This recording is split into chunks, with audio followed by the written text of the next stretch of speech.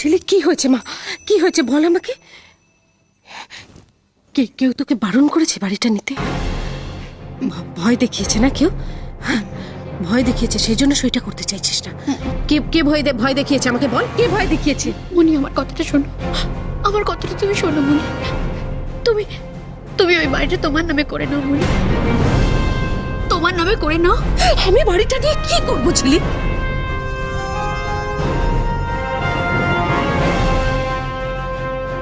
মনি, তুমি আমায় জন্মদিনে গিফট দেবে বলেছিলে না? আজ আমি তোমার কাছে গিফটটা চেয়ে নেব। ওই বাড়ির দলিলটা তোমার নামে হবে,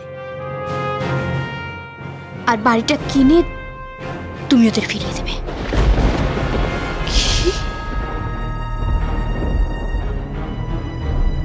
কি বলছিস তুই? হ্যাঁ মনি, আমি ঠিক কথা বলছি। আমিও তোমার কাছে কিচ্ছু চাই না মনি, আর কিচ্ছু চাই না। আজ আমি ভীষণ খুশি মনি, ভীষণ খুশি, সত্যি ভীষণ খুশি, বিশ্বাস করো। আমি ভীষণ খুশি, ভীষণ খুশি।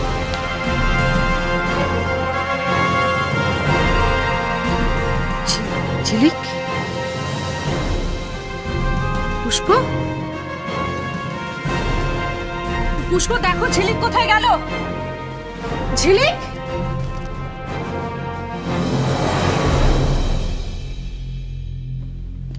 ভাগ্যিস তুমি আজ এসেছিলে অতীশ।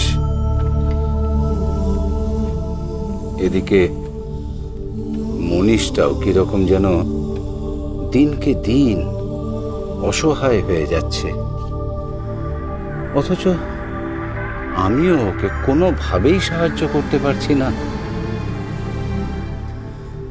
ওই এক দীপু ওর সাথে সাথে থেকে ওকে যা হোক একটু হেল্প করছে। এখন তোমাকে পাশে পেলে মনীষ তাও একটু জোর পায় ওর মনে। মন নেই, মন নেই তোমাদের। রক্ত মাংসের মানুষ তোমরা, তোমাদের মনও নেই, মনুষ্যত্ব নেই। যদি থাকতো তাহলে আমার যন্ত্রণাটা তোমরা ফিল করতে পারতে, বুঝতে পারতে আমার বুকের ভেতর কি চলছে। সবাই দূরে সরে গেছে আমার থেকে, আমার পরিবারের লোকজন সবাই দূরে সরে গেছে শুধু তোমাদের জন্য। তোমাদের কিচ্ছু চাই না, তোমাদের শুধু চাই একটা বিশাল ফ্ল্যাট, বড় গাড়ি আর অনেক অনেক টাকা। আর আমার জীবনে এগুলো ছাড়া আজ আর কিচ্ছু নেই। কেউ নেই আমার পাশে, কেউ নেই। আমি মেজদার পাশে থাকবো বাবা। মুখার্জি পরিবার একটা একান্নবর্তী পরিবার, মেজদা কেন একা থাকবে? বাবা আপনি ভাববেন না, আপনার দুই ছেলে সবসময় একসাথে থাকবে। তবে এখন আমাদের প্রথম কাজ হলো একটা ঠিকঠাক থাকার জায়গার ব্যবস্থা করা। থাকবই তো, বড় ফ্ল্যাটে আমরা থাকবই তো। আমি ভাগ চাইতে গেলেই যত দোষ, তাই না? আর তোমার পিসি, সে কি করলেন? সে তো অত দূর থেকে ছুটে আসলো তার ভাগের জন্য। সেটা লোভ নয়? তোমার ছোট ভাই অতীশ, সে তো সবার চোখে মহান সাজলো, তোমার বাবাকে আলাদা করে ডেকে নিয়ে মগজ ধোলাই করছে। এদিকটা তো সত্যিই আমি ভেবে দেখিনি অতীশ। আরতি আইনত এই বাড়ি বিক্রির টাকার একটা ভাগ পায়। অন্যায় আমিই করেছি। এমন একটা সময়ে এসব হলো যে আরতির কথাটাই আমি। থাক না বাবা, এসব কথা না হয় আমরা পরে বলবো। মেজদা আগে নার্সিং হোমের ঝামেলাটা মিটিয়ে ফিরুক, তারপর না হয়। তারপর আর কি হবে? কিচ্ছু হবে না। আমি দিব্য দৃষ্টিতে দেখতে পাচ্ছি নীল ভবিষ্যতে তার বাবা মাকে দেখবে না, আর তার জন্য তুমি দায়ী। নিজের হাতে একটা স্বার্থপর ছেলে তৈরি করেছো তুমি। এর ফল তোমাকে ভোগ করতে হবে বিদিশা। দেখে নিও, যেদিন নীল তোমাকে ঘাড় ধাক্কা দিয়ে বুড়ো বয়সে বৃদ্ধাশ্রমে পাঠিয়ে দেবে, সেদিন তুমি বুঝতে পারবে যে পুরনো আসবাবপত্রের মতন ওর বাবা মায়েরও কোনো দাম থাকবে না ওর কাছে। সেই দিনটা দেখার জন্য প্রস্তুত হও বিদিশা। আর আমি ঈশ্বরের কাছে প্রার্থনা করি আমাকে যেন সেই দিনটা দেখতে না হয়। তুমি কিন্তু তুমি আর একটা কথাও বলবে না আমার সঙ্গে, একদম চুপ। যাও যাও যাও যাও যাও যাও, এখান থেকে যাও যাও, আমাকে একটু একলা থাকতে দাও।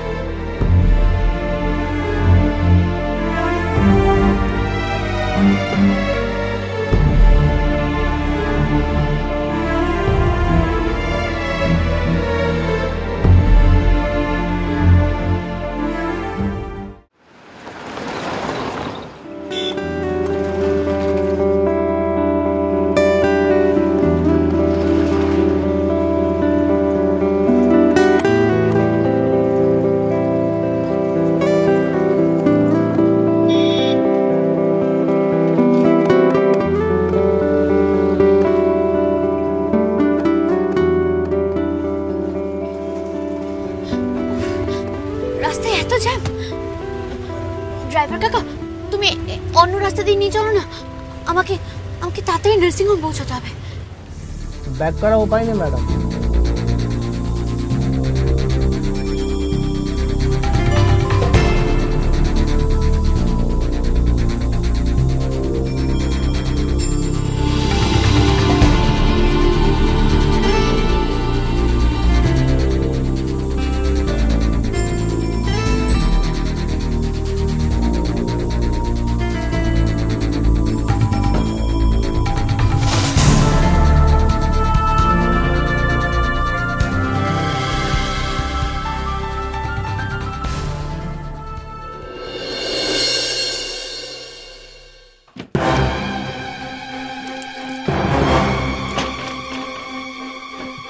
এটাই সন্দেহ করছিলাম, আমি ঠিক এটাই সন্দেহ করছিলাম।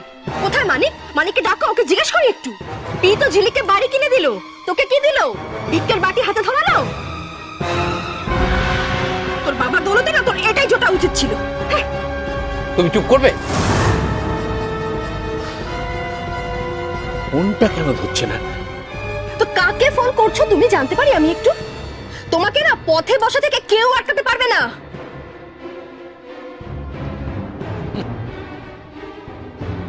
দুয়ে দুয়ে শুধু 4টা হতে দাও রানী। দুয়ে দুয়ে 4 করবে তাই না? তাই প্রথম 2টাই বা কে আর দ্বিতীয় 2টাই বা কে জানতে পারি? প্রথম 2টা হচ্ছে আমি আর তুমি, পরের 2 যদি খোঁজ পাই তাহলে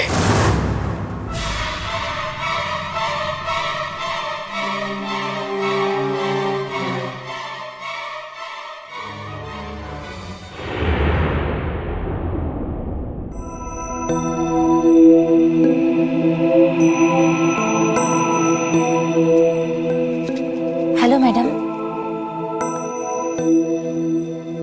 এখন ওনাকে ঘুমের ওষুধ দেওয়া হয়েছে, উনি এখন ঘুমাচ্ছেন।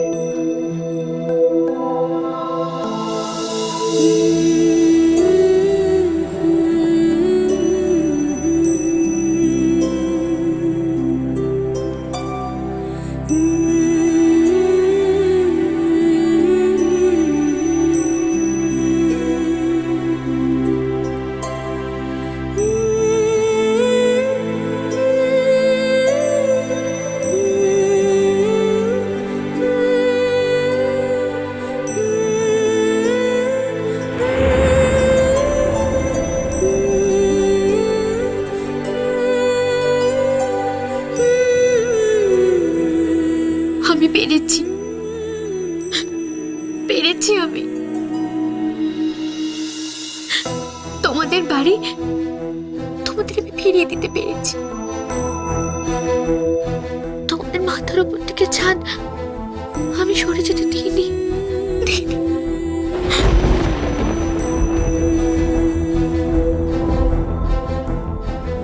4 নম্বর কেবিনের পেশেন্ট প্রতিমা মুখার্জি, তার হাজবেন্ড মনীষ মুখার্জি। হ্যাঁ, কি দরকার আছে বলুন? আসলে আমার স্ত্রীর অপারেশনের জন্য নার্সিংহোমের ম্যানেজমেন্ট যে 5 লাখ টাকা দিয়েছিলেন,